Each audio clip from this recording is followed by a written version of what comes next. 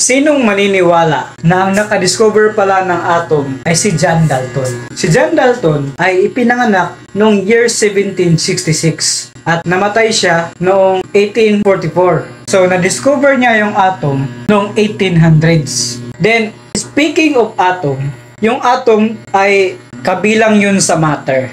And it is the smallest particles of matter, yung atom. And speaking of atom also, meron siyang 3 divisions na nakapaloob dyan.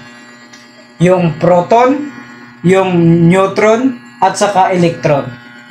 So, sa center ng atom, mayroong tinatawag na nucleus.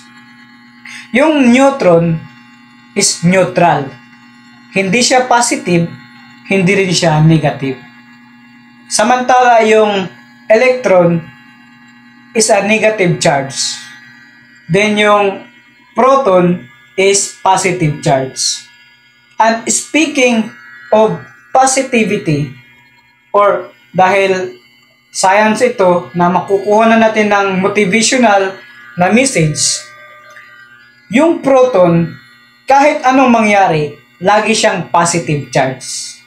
Yung electron, kahit baliktarin mo yung mundo, negative charge pa rin siya.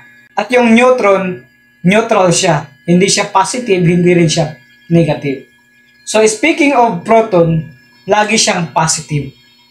Sa buhay natin, mga kaibigan, maraming mga problema, mga suliranin, or mga dilemmas na dumating sa ating buhay.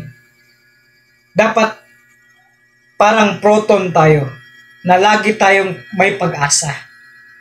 Lagi tayong nakasentro sa ating goal. Na kapag mayroong problema, mayroong mga balakid, mga suliranin, dapat lagi tayong positive mindset. Yan o, positive mindset. So, dapat tinitingnan natin yung solusyon ng problema. Huwag tayong makapokus sa problema. Kasi, pag makapokus ka sa problema, dyan magkaka-anxiety ka, tapos ma-depress ka. Magkakaroon ka ng depression kung lagi kang nakatutok sa problema. Dapat isipin natin lagi na lahat ng problema ay mayroong solusyon.